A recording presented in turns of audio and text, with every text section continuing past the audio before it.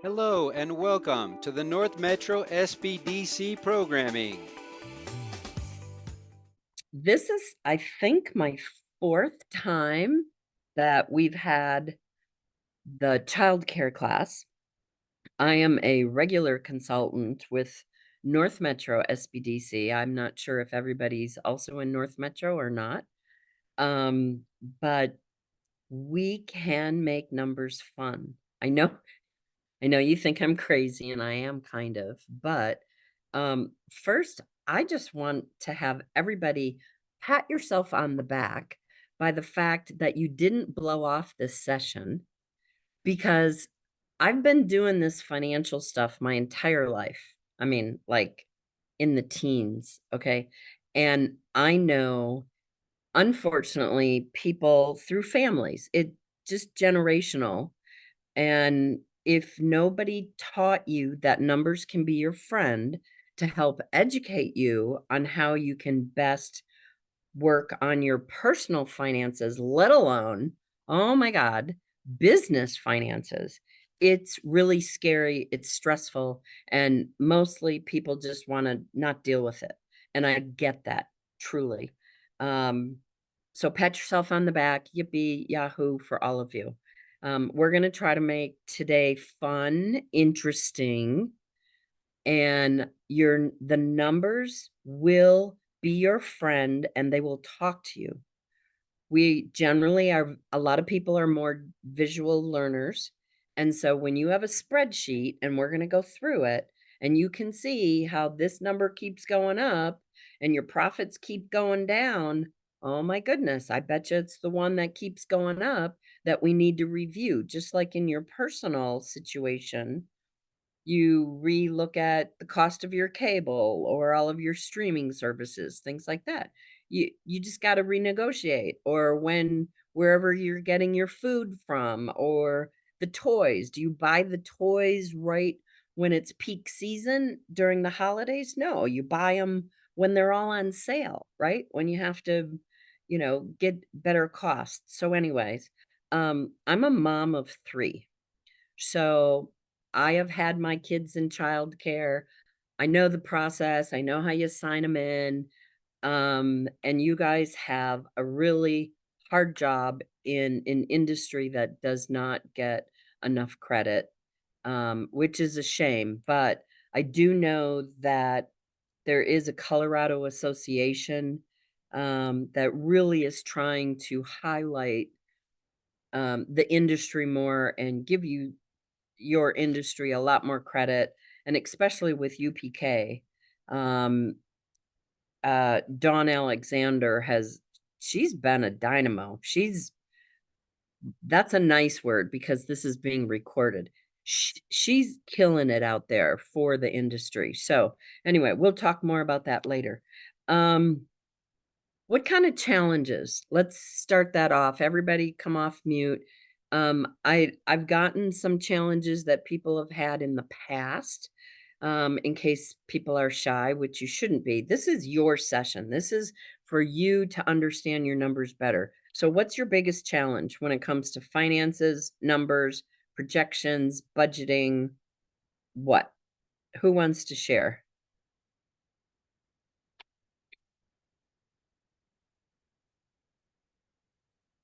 Come on. I'm not shy if you haven't figured that out yet. So, here, knowing how to factor what is personal. I can't read the whole chat. It says knowing how to factor in what's personal and what is childcare expenses. So Okay. I'm guessing I hear that specifically with family childcare homes where they're not sure how to divvy up those things, but that could also go for centers as well. Okay. Okay. We can talk about that. Meredith, what did you have?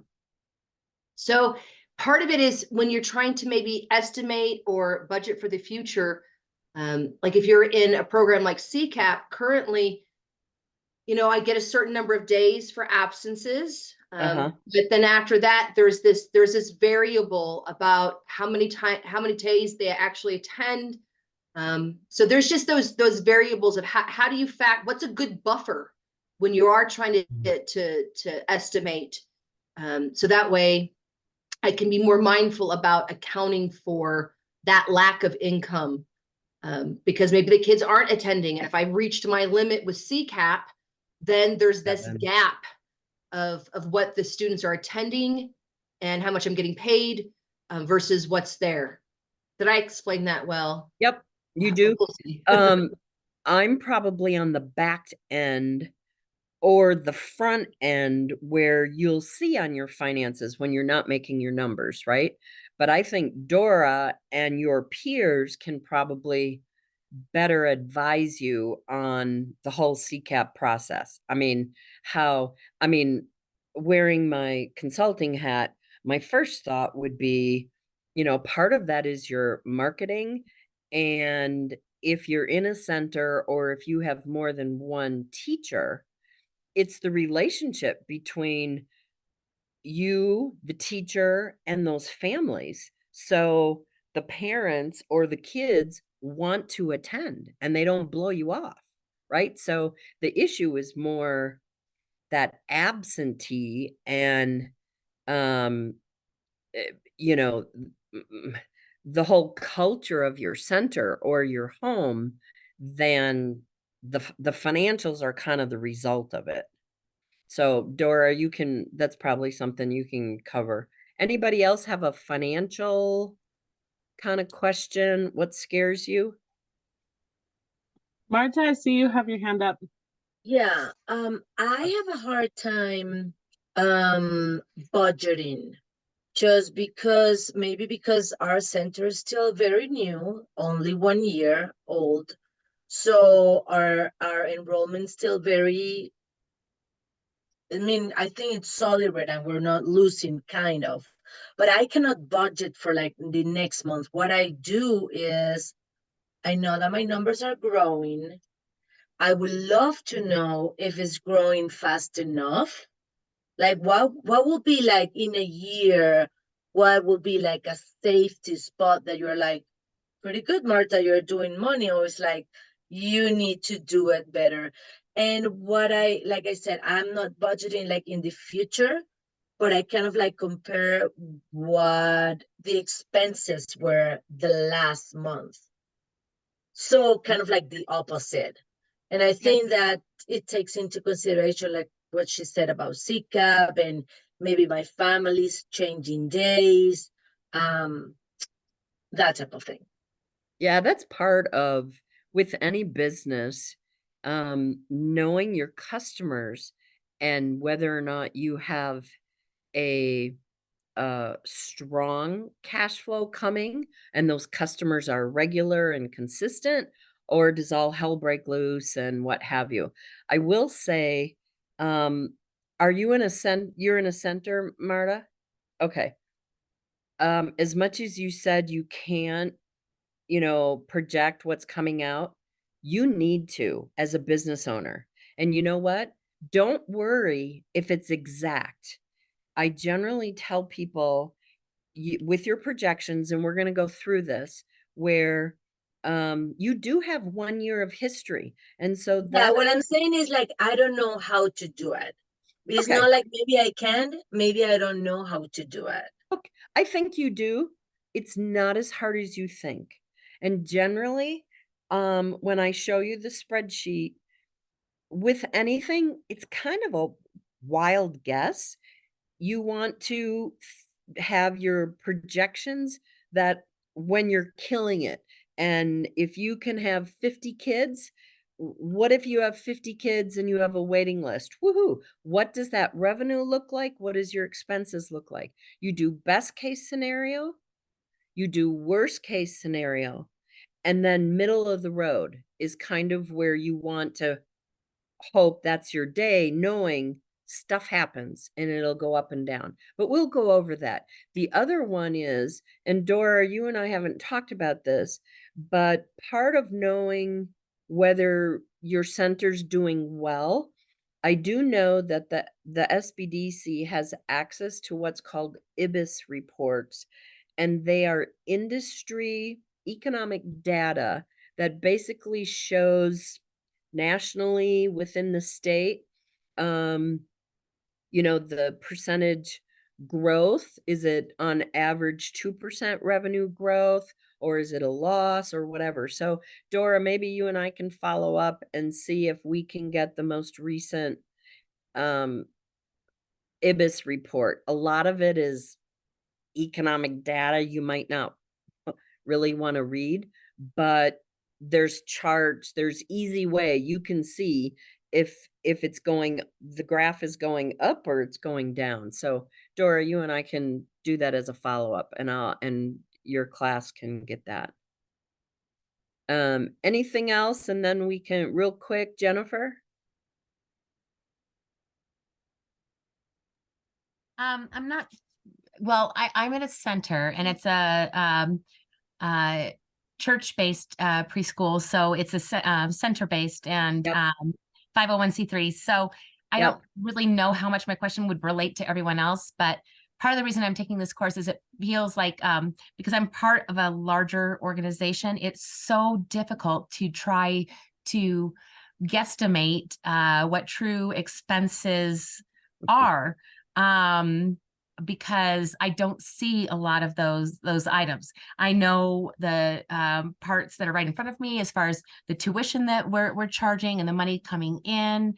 I know the expenses that I'm paying out for certain items, but then other things are a little bit hidden, and because we're part of a larger organization, it's not very clearly defined, such as what are specific factors for employee costs, what are specific amounts contributed to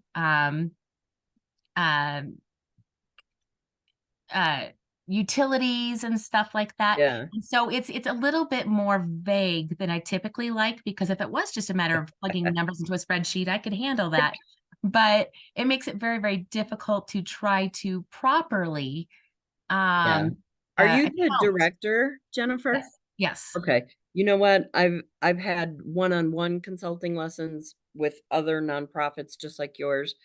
Part of that is you need to have a one-on-one meeting with, whether it's the board of the church or whoever is your connection with the church, and ask them, what am I responsible for? What am I not?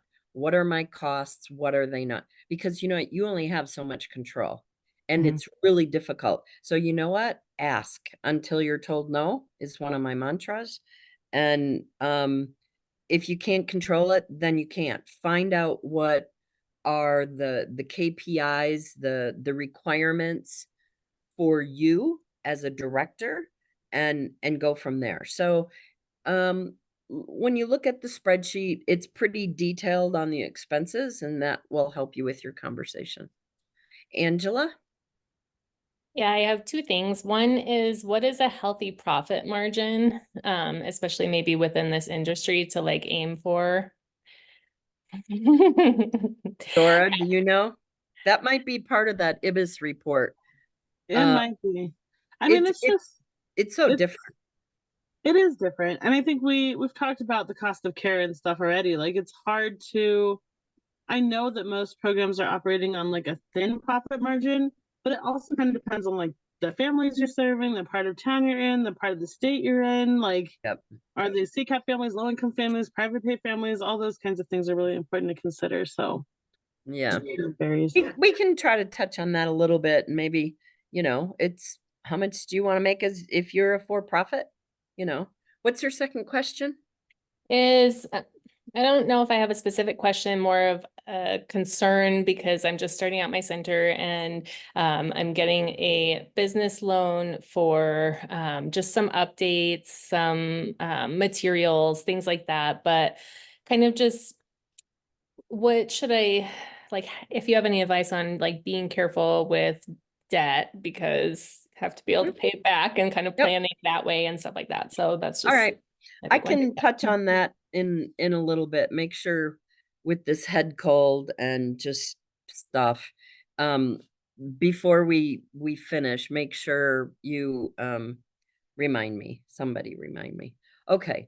So some of the challenges I've heard in in other sessions, kind of surprised me. It was called word vomit.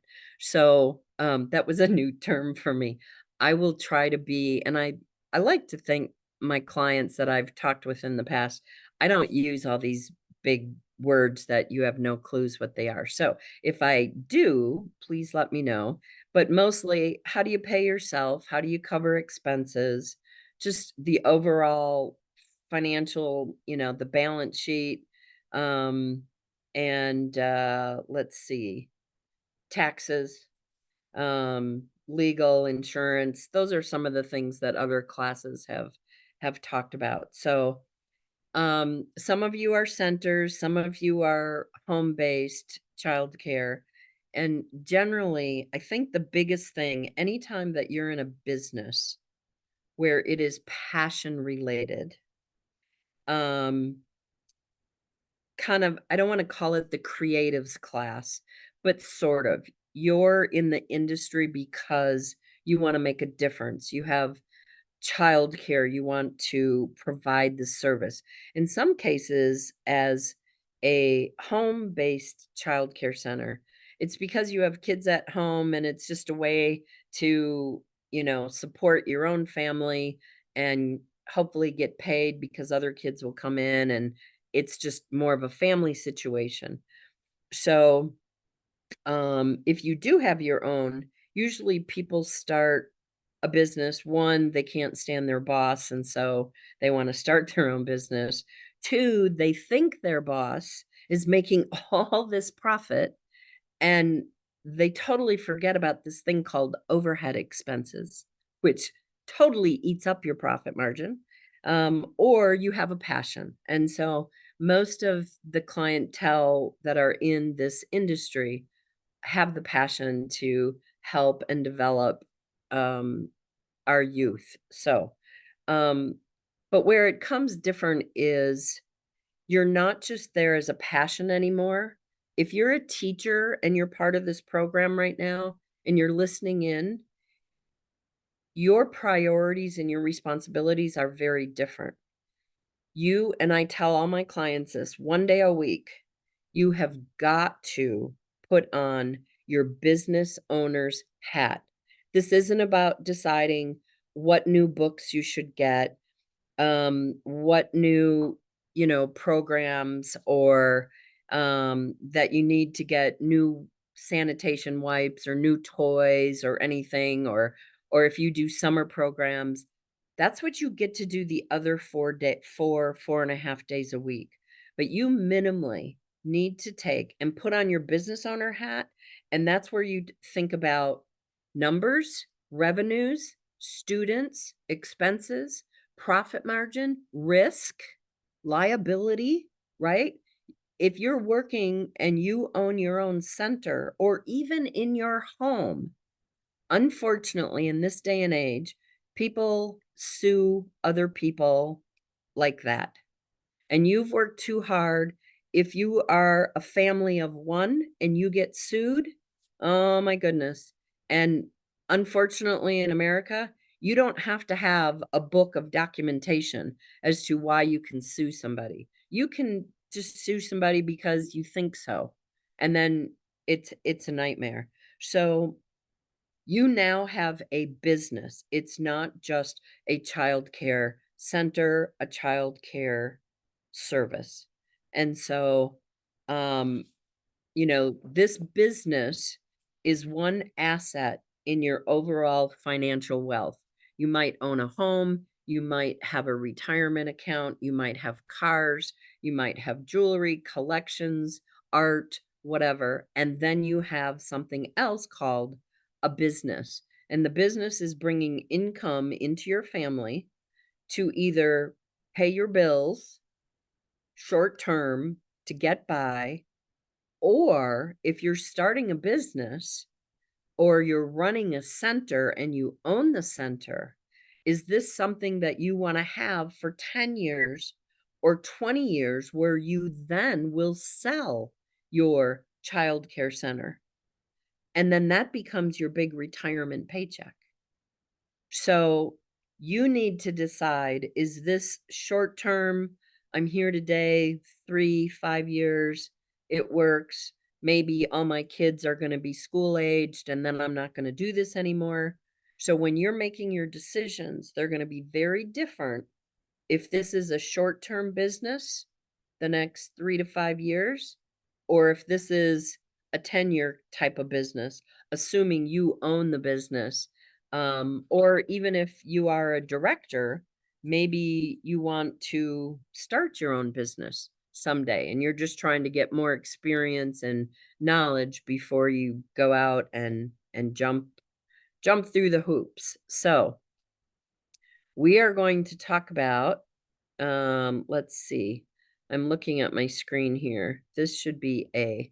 Here we go. Can everybody see the sample budget? Dora, if you can kind of follow the chat, because I'm going to be focusing on the Excel spreadsheet. All these 4 Excel spreadsheets, really 3, Dora will be able to share with you, or maybe she already has. I don't know.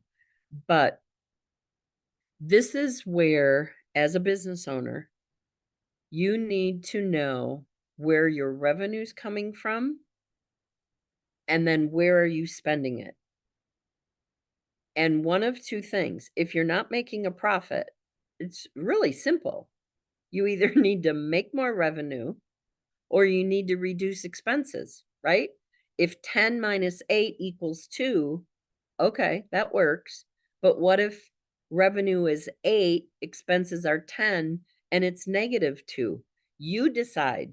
Do you want to focus on marketing? You want to focus on maybe a new location because you're maxed out, you're done, you can't take more than 12 kids. That's a longer term kind of a thing, but 10 minus 8 equals 2, woohoo, or 8 minus 10 equals 2, and now it's negative. So this is where I would recommend definitely use this, or if you haven't used a budget in some aspect, do your own brain dump on an Excel spreadsheet. What are all your revenue sources? If you only take private pay and there is no child care assistant program, or you're not even participating in UPK, then obviously you wouldn't list them. And then there's extra services. Maybe in summer, you have just summer programs. And so that's where you want to list that. Or maybe, you allow kids to come in, because somebody asked about, when kids don't come and you need more, maybe that's where the first week of each month for June, July, August, you offer a separate summer camp and you allow kids to come in for half a day, whatever. So you go through, you see all your income, whatever it is, you list it out, and if you have 5 kids or 12 kids or whatever, how much you charge, put in the numbers. And I've got another spreadsheet that shows the details. So I'm kind of showing you the macro right now. Then we get into the wonderful world of expenses. And this is where it's harder to be aware of all of these. And this, we had previously come up with this list where it's probably a little bit more focused on centers, just because if you notice, line 26 shows nurse visits. I don't think home care is going to have that.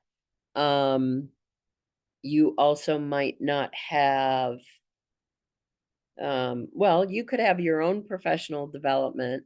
But if you're the only teacher and you're, taking the 6 kids, you won't have the background checks, right? You won't have those expenses. So you've got assessments, bank charges. We just talked about the background checks.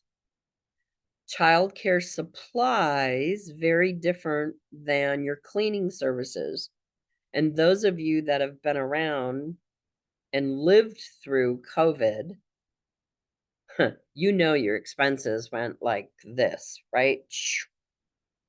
Um, curriculum. I think Marta or somebody has some bilingual. And so maybe part of your curriculum, you have extra expenses because you're picking up French, Hindu, German, Japanese, whichever. Versus home care, you might not have a lot of curriculum expenses, depending on what you have. Montessori, there might be some additional curriculum that you would offer that another childcare center wouldn't. Dues and subscriptions are one that people often forget, even as a home care.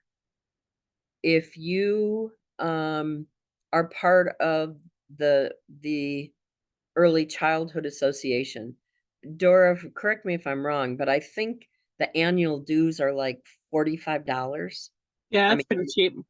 There also might it's be like NACE fees, or if you have any like shared services fees, ELV, if you have software programs, things like that, like those might be considered those dues and subscriptions. Newsletter yeah. subscriptions.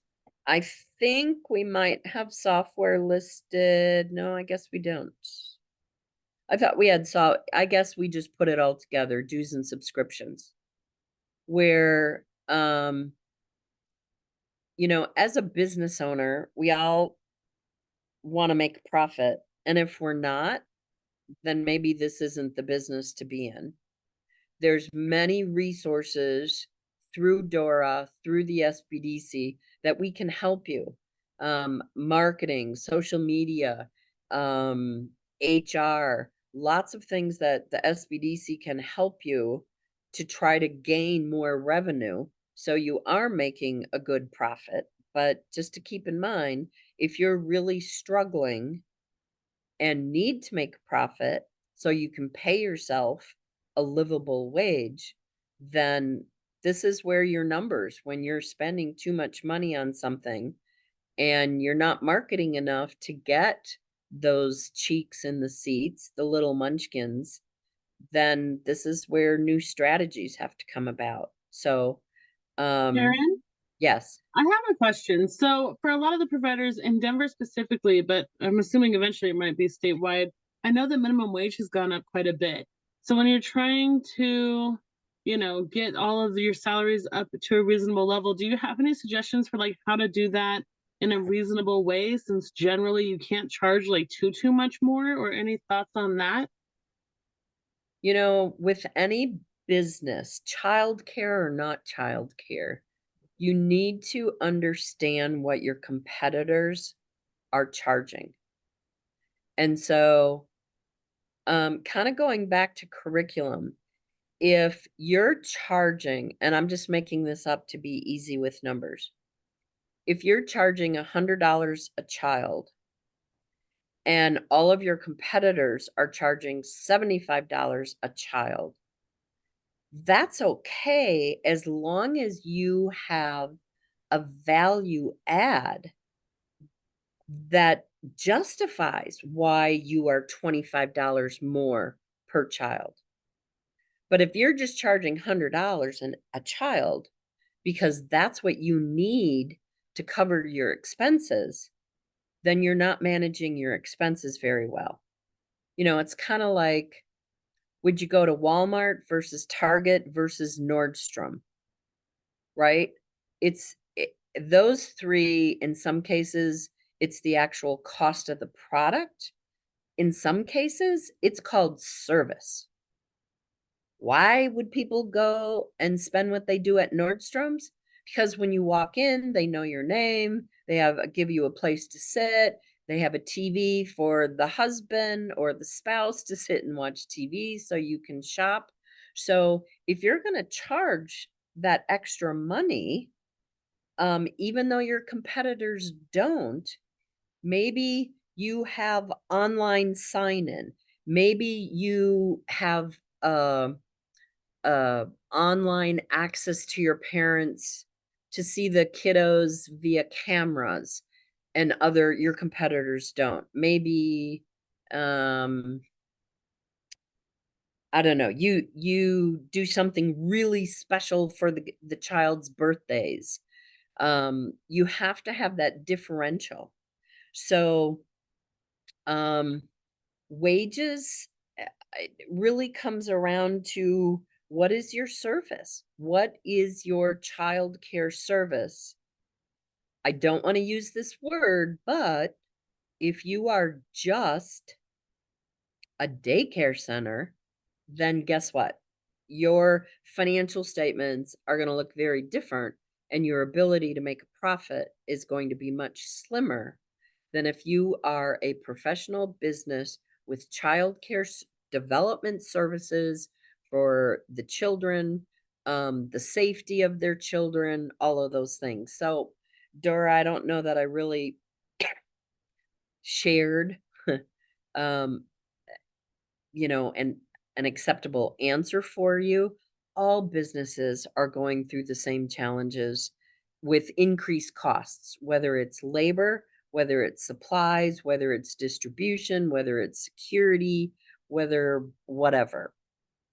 So, um, it might be the security system that you have at your home or the child care center is way more elaborate, like I said, where parents can my kids are all in their 20s, so it's been a while. But, find out with a survey with your existing families, why did they choose you? What do they need? Where can you add extra value? And so by knowing that, that then allows you basically to charge more, which will help you cover some of those expenses, which is those increased minimum, the minimum wages. I'm on our HOA board, and we have not had an increase in our annual dues since inception, which is like 15 years. And it went up percentage wise, a huge amount. But the actual cost still is nothing compared to everybody else. And so if your customers, just like my fellow homeowners, if they don't think between increase in water and utilities, just basic common sense sort of things, then I wouldn't have those families come in if they're going to nitpick you on basic prices. You are a business offering a valuable service. Don't forget that. Okay, so employee benefits. You may or may not offer anything. From a center aspect, again, knowing what are your competitors paying. It might be that having 2 weeks vacation is not as important as having 1 week vacation and 5 weeks of flexible PTO. I mean, whatever.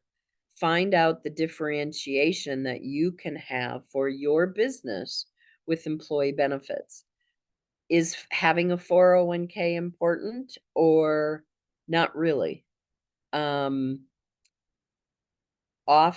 women who are owners, especially in the home, generally will have another source of income coming into the household, and that spouse or partner has the benefits. So then it's not so critical to have some of those benefits. But if you are at a center and have employees that need and want those benefits, that can be a huge aspect of your costs. Field trips are something that some centers do. I forgot your name. I'm so sorry, from the church. That was one thing that another nonprofit church childcare center that they did during summers. And so those field trips were not always sponsored by a business or a family or even the church. So there was an expense actually that was included as part of the day-to-day expenses that you were put in. Or it can just be there is no expense to the center. And if you do something and it costs $100, then guess what? That family is going to pay $100. So you decide whether you want to include that as a cost to all of your students and kids, or is it only the families that partake in those things? Food, some of you make stuff from home, some of you, order it, get it from US Foods or wherever. Dora, I don't know if the state has special access for bringing in food or what, but food in itself, unfortunately, all of us, inflation.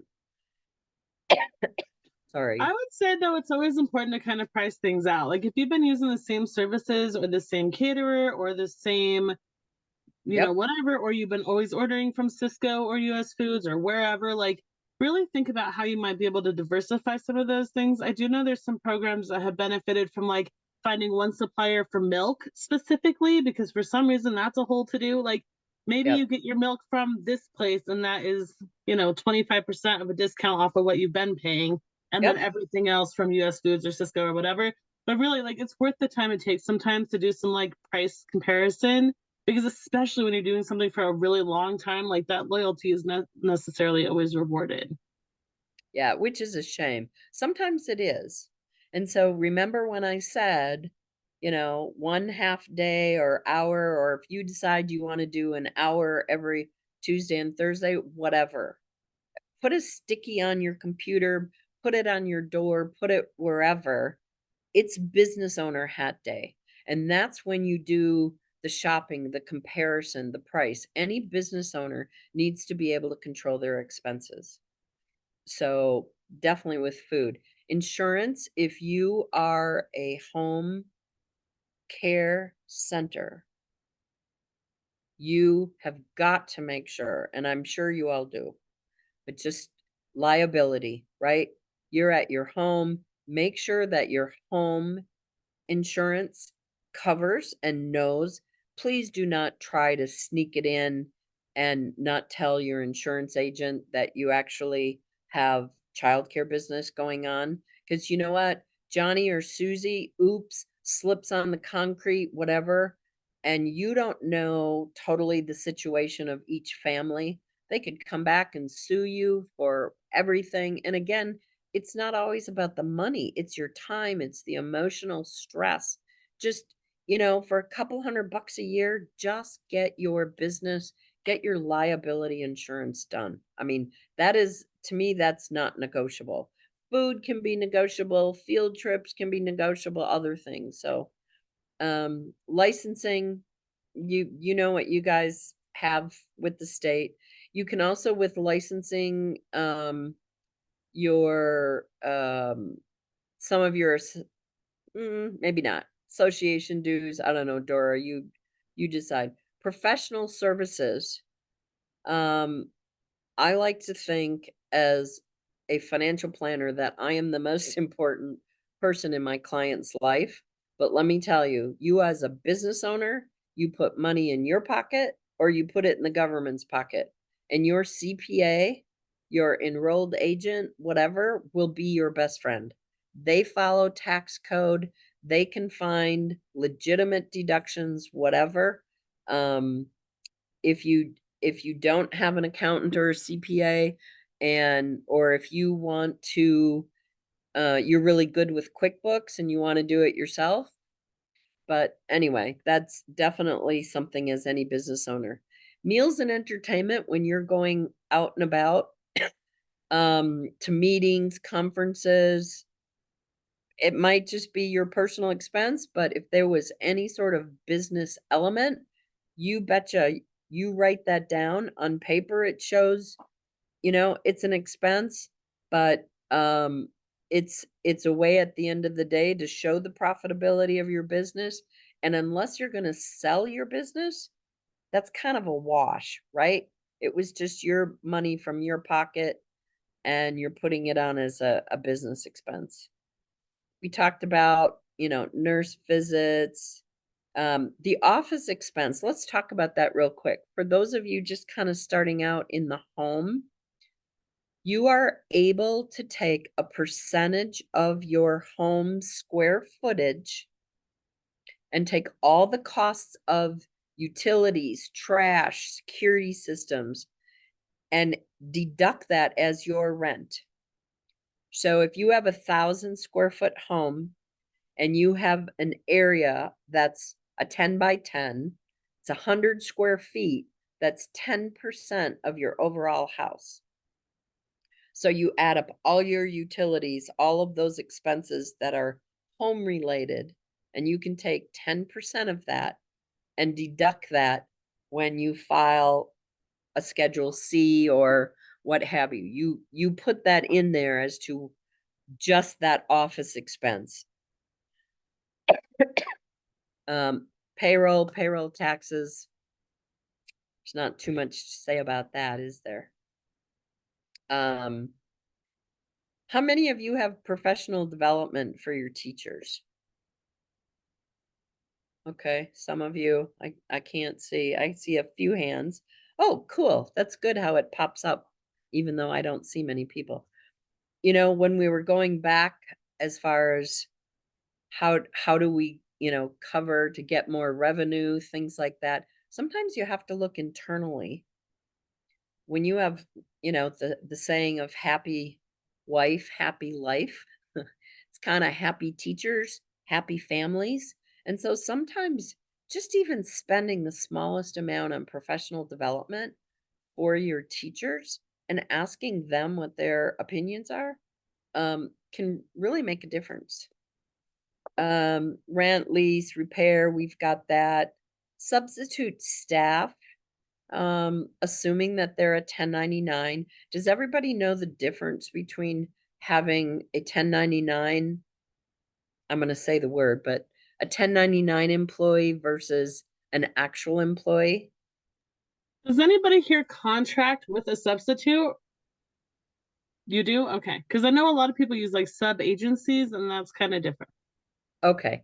The big thing I want everybody to know, never, never, never, never use the word an employee contractor in the same word.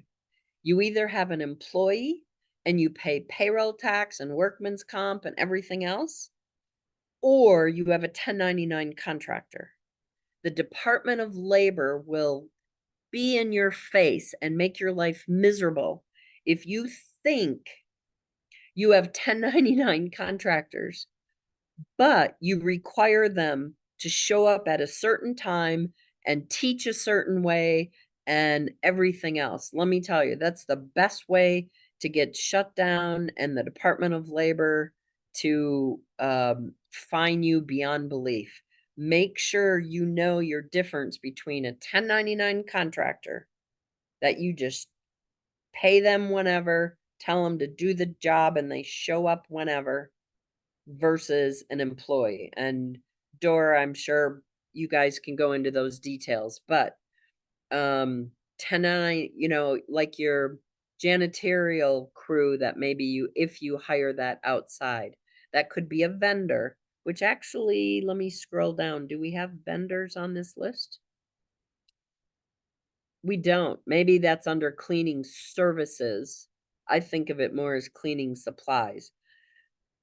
Maybe we should add vendors to this list. Teacher appreciation, what have you, transportation, utilities. So there we have it. We have our total revenues up on top, right? We plug in our numbers, and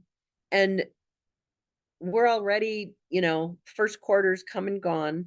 But if you haven't done a formalized budget in the past, one day a week, maybe until you get your budgeting kind of set up so you can do projections, go back and look at your 2023 numbers.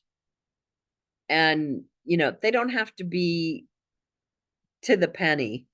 Is it $100 or is it $1,000? $500, $2,000, at least it's close. But when you have all your revenue and all your expenses, guess what? Bottom line, here it goes. Net income, net loss on a monthly basis. Some of you only provide services during the school year.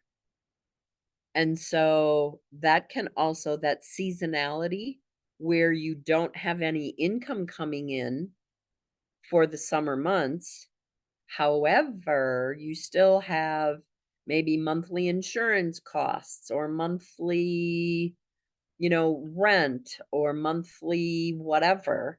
That's where instead of taking $100,000 a year over 12 months of revenue, right? Your expenses only really cover 9 months. And so you need to make sure that that $100,000 covers that same 12 months. So your expenses. Does that make sense, everybody, when you have seasonality? If you have services 12 months a year and your expenses are 12 months a year, life is good. You don't have to worry about it. So my question here is, of all these expenses, which one of these are not controllable by you? Anybody who thinks any of these expenses you just, you have no control over? Anybody want to guess? Matches the triangle. Somebody Right. said licensing and regulatory fees. I think probably the taxes, like the taxes that you pay for salaries. No, because the taxes you pay are a subset of your overall salaries, of which you have control. Do you have 5 employees or 10 employees? Could you manage the coverage better? Do you really need 10? I know with infants, you can, you have to have so many teachers per infants. But if you're a child care center and you only have 3, 4, and 5-year-olds, you don't have those same restrictions, right? So good guess. Good. And maybe you're kind of right. But I'm going to tell you, ladies, and Raul, did we have any other men? I'm sorry, I don't mean to be sexist. I didn't see the full class participants. The only ones you probably, which actually, you know what, Marta, you're right, payroll taxes. But if you noticed, it's not totally whited out because it depends. But the other one is background checks. There's different companies, different levels of background checks. And this is where on your business owner day, you check that around, or through the association, or Dora, whatever, you guys say, hey, I'm using ABC company and they're charging $80 a person. And somebody else says, I use XYZ and it's $1.50. Well, okay, what's the difference? Just like your services, is the $80? Yes, it's less expensive, but is it as thorough? Are you in a neighborhood, or does your families require in depth?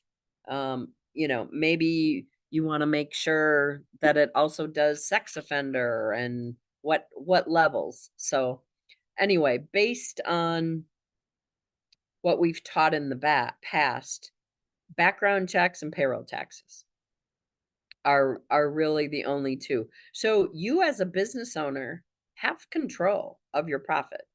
And as you do this and you see this monthly, you will see if let's say food in January was $1,000, and then in February it's 1,300, and then in March it goes to 1,400, and then it goes down.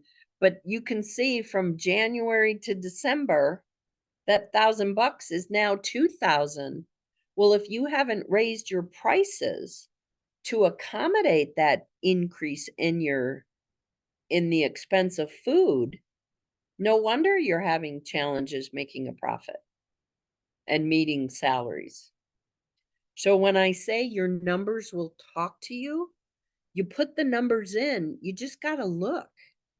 What's going up for revenue and what's going up in expenses, or vice versa. Okay. Any questions on the overall just income statement with tracking income, expenses? Anything we missed, Dora? I think we've got most of it. One of the things that you could do for childcare supplies, let's say you want to separate out infant because it's just so much more expensive. So you just go in, if you're not familiar with Excel, click on a row, and if you saw, I did a right click and insert, and you can modify this and just put in under childcare, put infant room, and then separate it out, or vice versa. Maybe you know, the 5-year-olds, if you're at a Montessori and all of a sudden you're doing a whole new level of exposure to science, and you want to make sure for those families that have 5-year-olds, they don't pay the same $100 per child because of the higher level of curriculum. You're going to charge $150 for 5-year-olds. Okay, does that make sense for everyone? So let's get into our next one, which is, here we're talking about the kiddos. And this spreadsheet also is available to you, and this is primarily 6 kids, thinking it's home-based childcare, or even if it's a center. But, maybe, there's some family, they always take off in March, or this is your past history where you lost 2 kids. But this is where it comes down to, you have financial statements and you have something called cash flow. And guess what? Cash flow is what pays your bills, right? And so you really need to know your numbers. So in this case, what's nice about this spreadsheet is we show, here's your revenues for the month for January. Okay. We're starting out with no cash. Then we got cash of $4,800.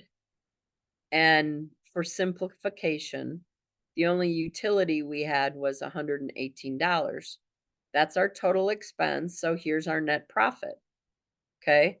But if we scroll down, the owner took a draw of $3,000. So for those of you who aren't on a regular salary, this is where you can look at, well, do I get to pay myself this month or not? And by keeping this sort of tracking to look at your cash flow, when you can pay yourself, and maybe, when you need to modify it. So in this case, we had $4,682 in cash. We took an owner's draw of $3,000. Guess what? We have leftover $1,682. Well, the way this spreadsheet works, look what is our beginning cash. Karen, I don't think we see the same screen that you do. Oh, you don't? No, I don't. We don't see the numbers changing. All the numbers are in 0. Here. Do you see it now? Yes. Yes. Okay. So sorry. I thought I clicked on it, but maybe my fingers were, I don't know, my brain wasn't. So sorry. So let's go back. January, 6 kids, $800 a month revenue. Here's our utility expenses. So here's your net profit. Okay, we see this on line 31. And this, you can put in your numbers here. If I change this, let me make that 0. Okay, you'll notice this total revenue is going to change. Watch this. Ta-da! It's only 4,000. So all of these numbers will carry through so you can see your cash flow. Okay. So let me just put it back in so I don't mess it up. And this is where, again, in January, the owner took a $3,000 draw. Oop, wait. There we go. Okay, because I put the 800 back in. Here's your ending cash. This ending cash figure of 1682 goes back up to February, and that's your beginning cash. Does everybody see this here? Line 9 in February. So you have your same 4,800 you brought in that much. You still have 1,682. And then for whatever reason, you added 1,500, I guess, because you knew expenses were going to be higher. So now you have 7,982 in cash. Paid your utilities, didn't take any draw out, and now we have 778.64. We go up to March and voila, 17,864. Oh, maybe because you knew these two families had given notice and you weren't going to have that extra 1,600 to make a profit. So that's why you had to kick in 1,500 the month before. Okay. Does this make sense for everybody? And it goes through, obviously, when you have all of your other expenses, you put in your purchases, you've got your rent. This is your actual cash flow, your labor, counting, licenses. This is what you have. And it was just easier to show it on a simple screen. But if you go through, let me move these faces here to the other side. So you can see here, your projected revenue is 56,000 for the year. You had to put in 1,500, right? And there's your net profit. And you didn't, oops, yeah. Oh, that's the total here. So you would have made 53,085. But this is kind of where keeping track of,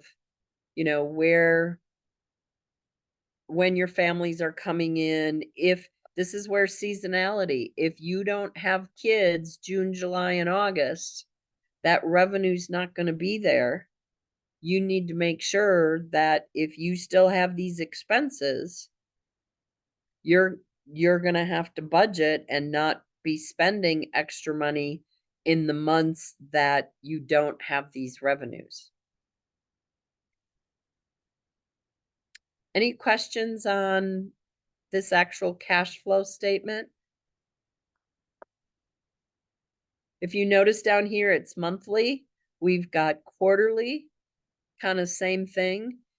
If you've been in business longer than the 1 year, right? Quarter 1, quarter 2, quarter 3. Here's 3 years. Okay. And there's even a nice little tab for your instructions. But what's nice is you can play, I would recommend you save this as your master and then save it based on the name of your business, your child care center, and then go in and plug in your numbers.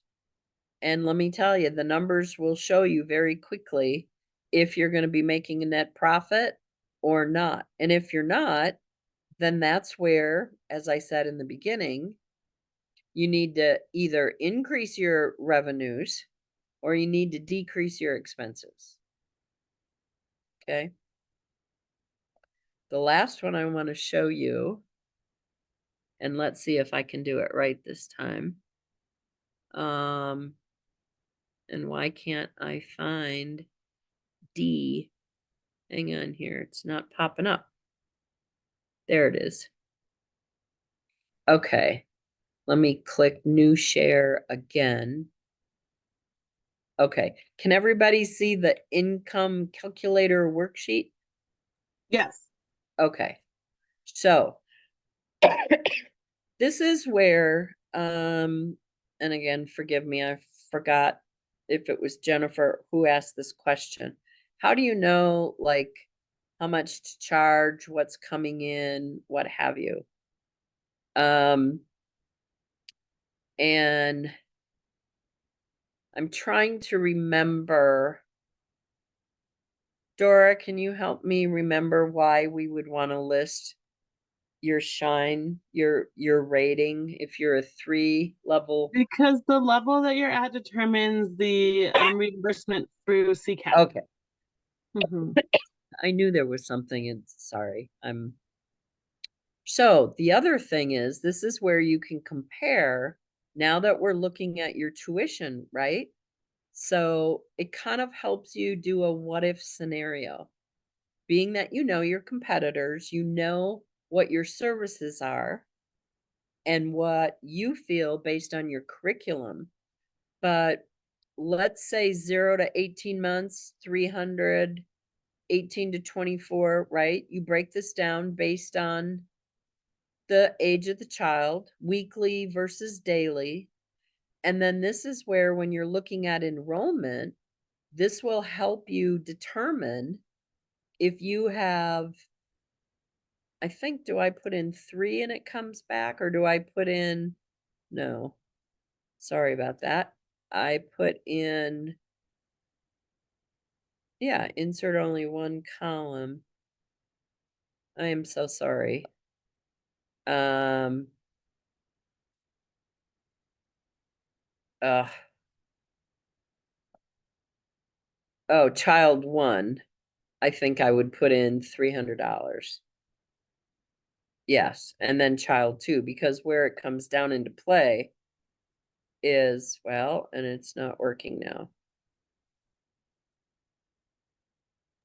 I think one of the things we were trying to model on this sheet is that you really want to be conscious of like your revenue, not only in the amount of dollars, but like the different things that impact your revenue. And some of that might be like, are you charging your tuition weekly? Are you charging it monthly? Are you charging it daily? If you have CCAP children, their reimbursement rates are going to vary based on the quality level and also the age. So I know now with UPK and kind of some of the mess that can be happening in pre-K, there are some people looking more at serving infants and toddlers. You just need to be careful and plan around what that might look like for you, because sometimes that can be kind of a money pit, but it is desperately needed. So this sheet can kind of really help you think through, okay, if I had 5 CCAP children and I was a level 2, it would be this much revenue. And if I had 7 CCAP children and they are all infants, what would that reimbursement be? So this can be used not only to really look at your current revenue, but also doing some revenue planning and thinking through how things might change, say if you were to expand or something like that. So I think that's kind of where Karen and I thought this tool might be really useful for you guys. Yeah, sorry that I'm I got you. I got you, Karen. It's okay. It's all right. and CCAP, and I used to really be into Shine because I know you have to have 4 hours of consulting, and so I did that with some of the childcare providers, and we signed. So 6 months ago, no, probably a year ago, I don't know. I really remembered 3, at least I remembered it goes up to 5, so that's good. Anyway, yeah, this is more, as you can see, a worksheet. And so again, after you've done a brain dump and you know your revenue, you know your expenses, at least sort of kind of, you have to start somewhere. And what I usually tell people, whether it's maybe business, personal, you didn't get where you are today overnight, and it's not going to change overnight. So give yourself grace.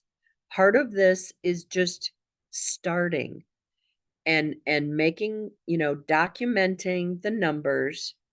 And if you look at something, you might go, "Oh my God, holy wow, I had no idea that I was spending, 20% of my revenue on kids' toys, or something." One of the things, and Dora, I don't know if the childcare industry has come up with any really good regular financial statement production like QuickBooks, which generally, and let me go back, when you have a financial statement, one of the nice things to have is to insert a column that shows the percentage. When you have a percentage, it is much easier to identify the impact. So let's say cleaning services, 1,100, 1,200, 1,300, 1,400, 1,300, 1,200. You're like, yeah, okay. But when you put in the percentage of the cleaning service compared to the revenue, that's where it's going to talk to you and say, this month I'm 12%, this month I'm 18%. Well, who cares if it's 1,000 or 1,200 or 1,500? What percentage of revenue is that cost? That's when it's going to come out and talk to you and say, hello, you need to look at this. You're not managing this expense very well, or you're not managing your revenue very well. And so that's where, when I say your numbers will talk to you, it starts with just putting them down so you can see them. You might not be able to see them right away, but I can guarantee you, after you look at them 2 or 3 times, you're going to say, oh yeah, that makes sense. That makes sense. Bank charges. If you have $200 versus $500 versus whatever, is it based on a family that keeps bouncing checks? Is it you bouncing checks because of cash flow isn't sufficient?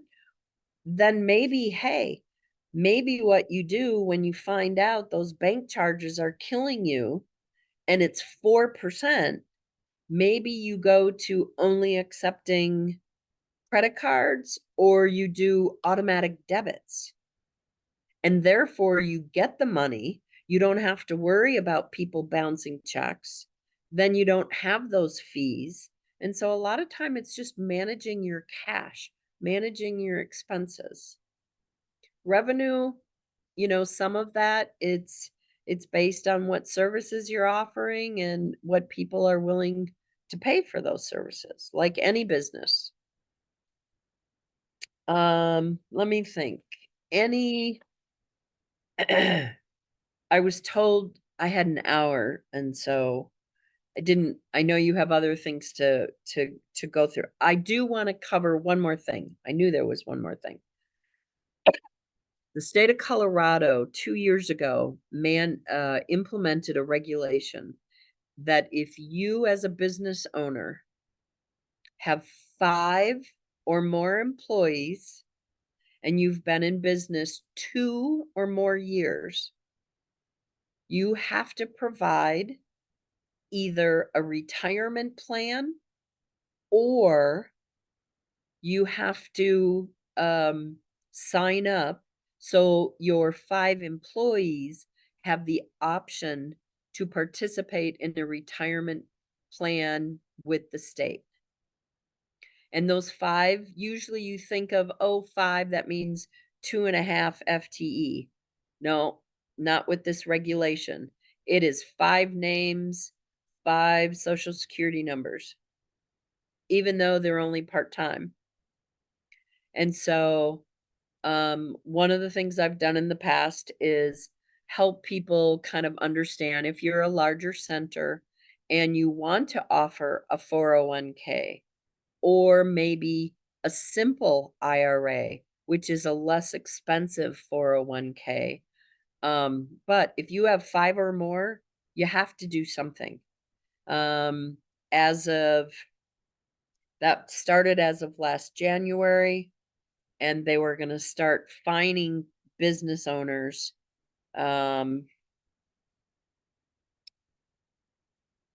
Anyway, maybe it was this January. And so I have mixed feelings on this mandated retirement plan. Every single individual in America can save money in a basic IRA. You can go to a bank, you can find a financial advisor, you can go wherever and have your retirement account as an IRA. The downside that I see with this mandated is that it starts with a 5% withholding of somebody's paycheck.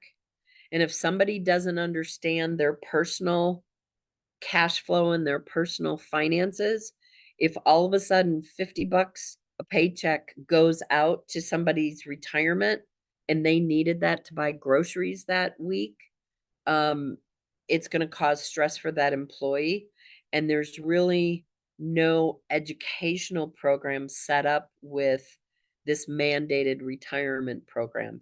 It's fabulous for those people who work for a company that do not offer 401ks. But like I said, anybody in America, if you have money, you can open up an IRA, you can invest it in a CD, you can invest it in mutual funds, you can do whatever. So, but I just want all business owners to know, if you have 5 employees or more and you've been in business at least 2 years, you have to either sign up with the state so your employees can have money set aside with the state mandated program, or you can choose yourself to offer for your employees a retirement plan. So that's kind of all I have. What questions do we have, Dora? I don't see any in the Anything chat that we haven't answered.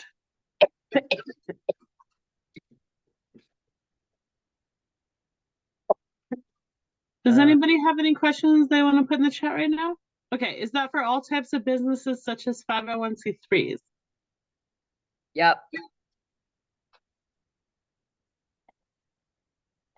There are, I haven't followed it as much, but I think there's 12 states that now have this mandated retirement program.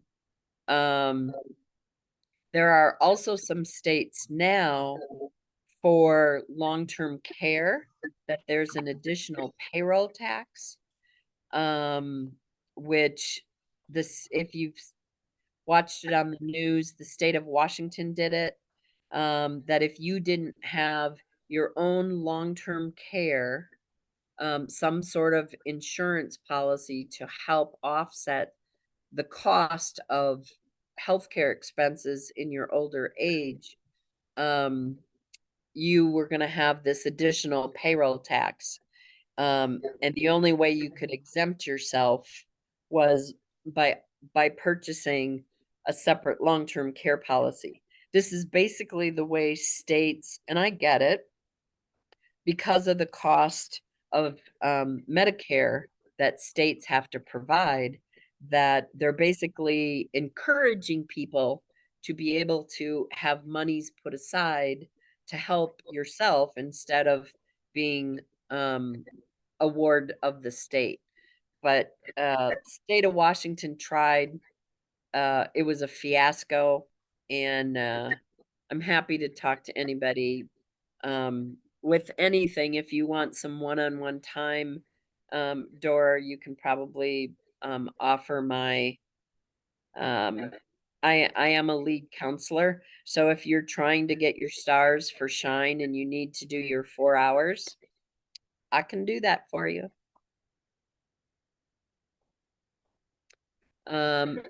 Anything else? I know this was really fast. It's a lot of information. Just start. Like I said, it's not something you're going to be an expert at. You are an expert in making a child's life wonderful and fun and creative. And so if you don't like doing this, find somebody who is. But you, as the director, as the owner, if you don't know your numbers, you won't be a successful business owner or a successful director. And Any as usual, you guys take advantage of the consultation that comes with this class, really, because you can have a specialized person, especially in some of these kind of areas that you might not have a lot of experience with, to really go over your individual program's needs, and that is really helpful. Yeah, the SBDC has a lot to offer, and just between marketing and, like I said, HR, Courtney Berg is great with that, and also the ECEA, right? Early childhood Education Alliance. Thank you. Association. You know what? That's See? the best $45. Just having peers and knowing that there's an advocate for you, to make sure that your industry does get the recognition and the support that you guys deserve. So Great. Well, thank you so much, Karen, for your time. We really appreciate it. good, absolutely. I hope everybody feels a little bit better about numbers. Yes? Do I Yes. get some hands up a little That bit? was as fun as it could have been. Yeah. Well, Dora, you are, but you would. I want to, everybody else in the room? Doesn't Anybody? take much, Karen. It doesn't take much on a Tuesday evening. All right. Enjoy, everybody. Have a wonderful weekend. Hopefully the sun will come back out. So Yes. thank you. Good night. Good night. All right. Bye-bye. Bye. Okay, you guys. I'm going to, are there any questions, thoughts?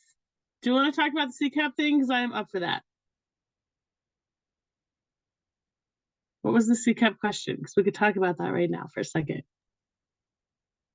Yeah, I was thinking about CCAP because I have a unique population that we work with, and we rely on CCAP heavily. And I also, people are running in and out. It's a very chaotic time at the end of the night. And parents don't always check in and out, which is a problem, but it's just the way it is. If things could be different, they would be, but they're not. So it's just the way it is. And there are times when I feel like this, because the CCAP is determined about the number of days versus just being enrolled. And so for me, it was just trying to figure out how do I just account for that? And I think the worksheet that she provided will do the trick for me. So good news for you, Meredith, it's coming. Like the federal government has recently put out guidelines. Those came out in like the end of March, that now CCAP, those block grants need to be administered by enrollment and not by attendance. So it is happening. How the state does that and how they roll that out and what that looks like, I don't know. But it is a thing where it will be something they have to do. I don't know how long that's going to take. I would guess by the end of maybe this fiscal year, but I don't know what I know they have to do it. So I know the state is considering how they're going to pay that way, which I think would be really helpful because a lot of programs don't take CCAP because you're chasing people around, getting them to sign in and out. In the meantime, if you don't have specific CCAP family policies, that's worth talking about. And if you want to do some consultation around that, let me know. But it really helps to have, okay, you're a CCAP family. These are what your policies are. You must clock in and out every day. If you don't do it every day, it absolutely must be caught up by Friday at the end of day, whatever. Like you need to have something to kind of hold them accountable to and then revisit that often so that they're very familiar with it. I'm sure you've probably done something like that, but it's good to just continue to be like, nope, you signed this. Here's our monthly review again. Like in the meantime, it's going to be rough, but it is coming that they're trying to fix that system. So hang in there with that one. Marta?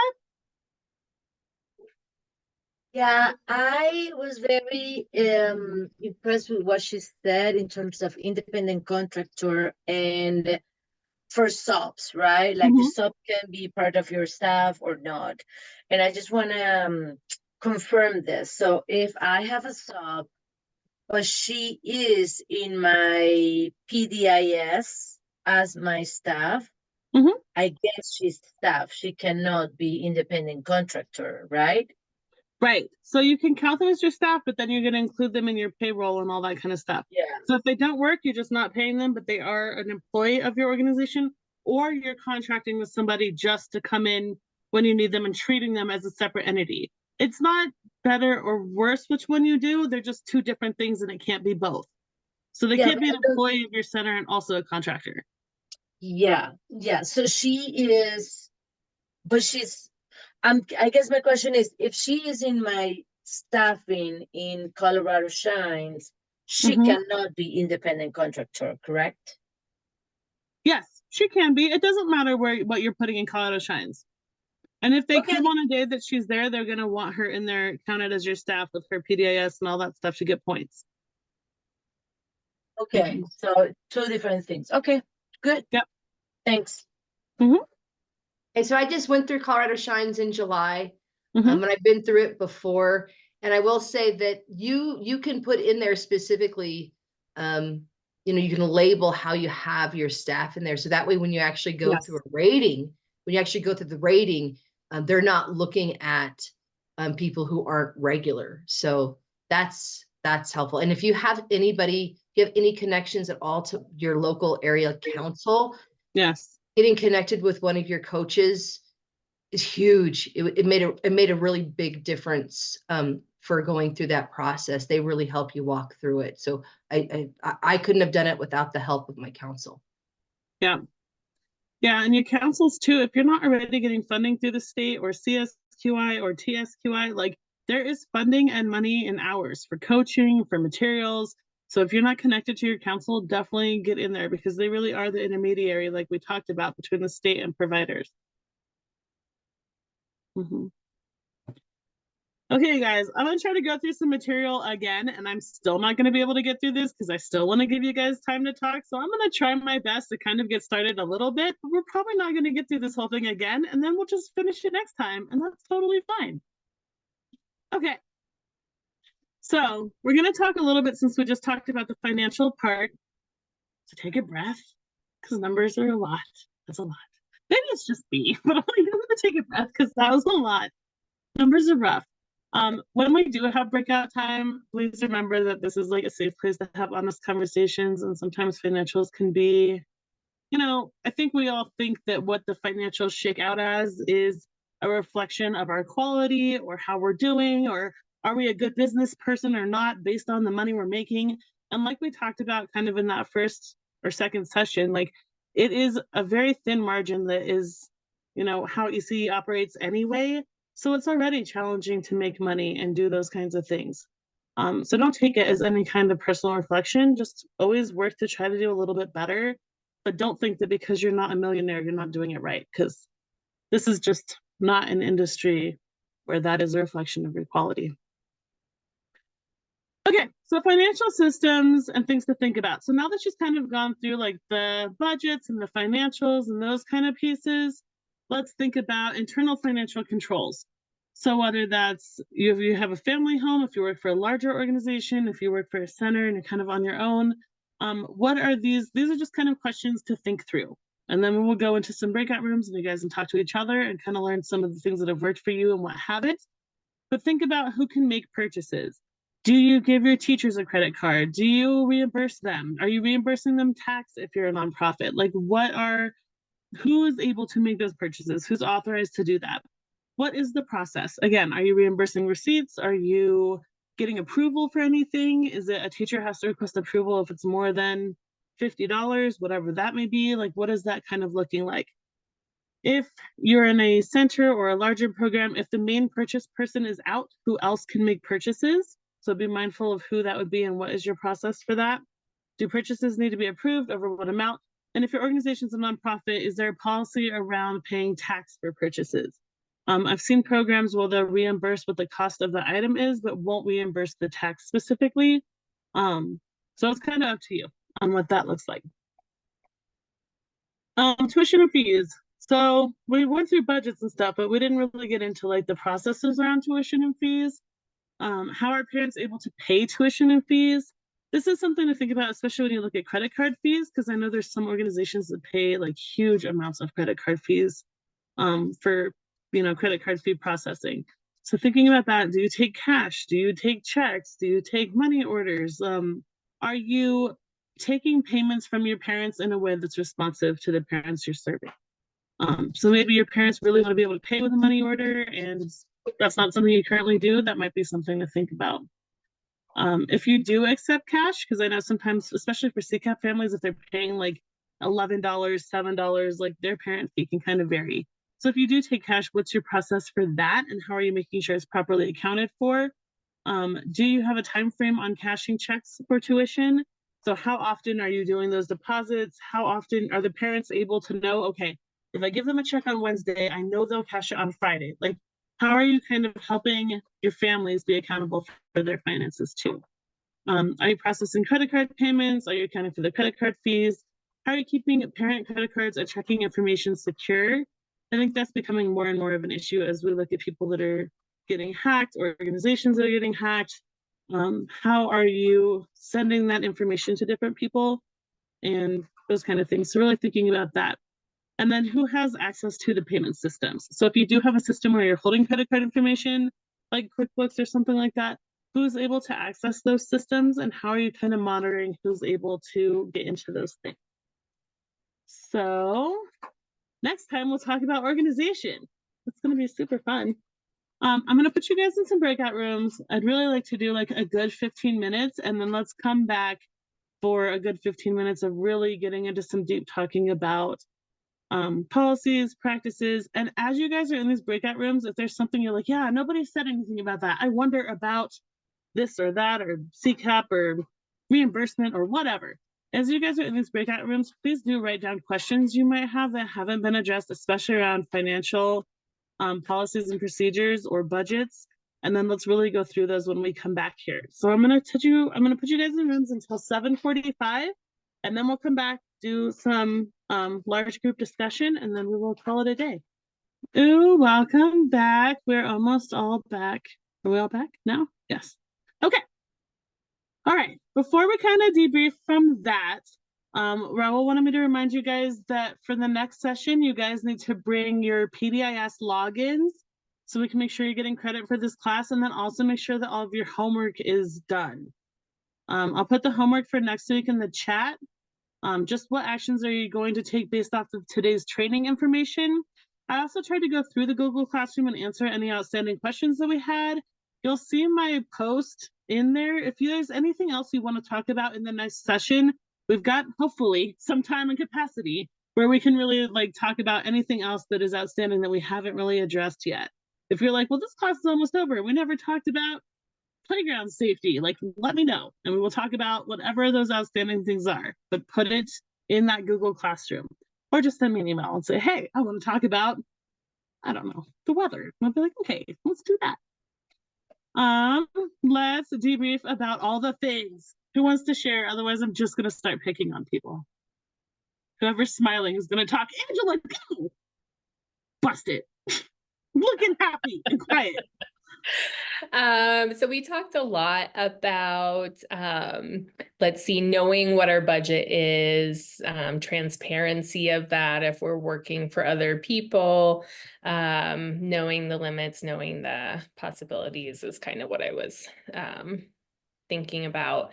And because there's a lot of like a lot of the time you see that there's not enough money in childcare, but the last place I was working, it was a nonprofit. It was only like 40 children.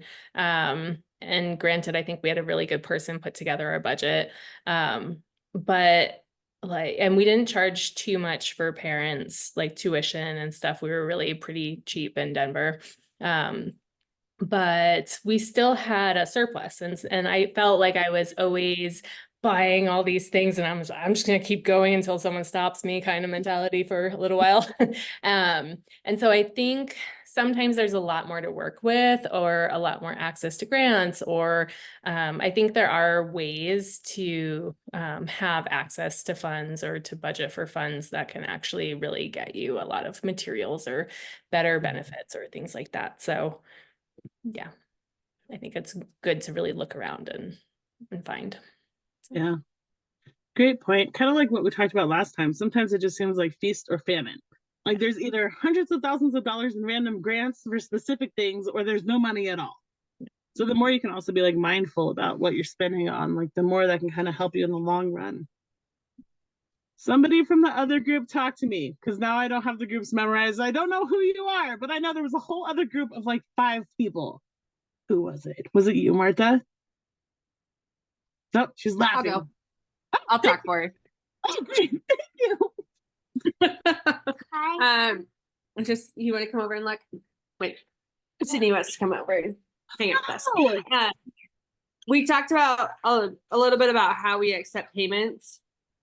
And so the majority of us take like a lot of the apps, Cash App, PayPal, Venmo. I talked about how I wanted to use Brightwheel and just have everything centralized in one place, but some of my group mates mentioned that parents really opposed to having the fees for like credit cards and things. And so maybe sticking with the Venmo and just transferring that specifically to my business account as soon as it comes in, or I don't know, something to think about for sure. Yeah. Does anybody know? I know that like Venmo and Zelle, I think, started charging like taxes if you're doing like transactions over a certain amount. How has that impacted you? Is that a thing? Has that started yet? Because I know then they said they were going to do it and then delayed it or something. So far, at least me, hasn't affected me whatsoever. I think Venmo has that if you want the money right away, then you need to pay something. Wait 1 to 3 days, nothing. I don't know. Yeah, because I think From what they were taxing transactions or something. From what I read for 2023, they had imposed like the above $600 federal limit. Yes. But they changed it to where it was like 20,000 per recipient from one person. Oh. So if I had one family paying me $20,000 over the course of a year, then I would be taxed. Oh, okay. Well, great. That's not a thing. Cool. Awesome. Anything else? Otherwise, I will gladly give you guys 9 minutes off. We have not ended this class early yet, and I really feel like it is time. Okay, Well, do your wait. homework. Bring your I PDFs know login. that I'm getting points for these classes for the quality rating, which I'm super excited. You better get all the credit, all the things. God. No, yeah. Okay, so make sure you guys all have the homework done, and then bring your PDIS logins, because you really want to make sure that darling Raul, can put all those hours in there for all of you guys. Like, please bring that stuff with you so that he can get that in there, and you guys don't have to do it, because that will be nice. Don't forget the homework. Next time we'll talk about organization and kind of a good kind of closing breakout room, and that will be that.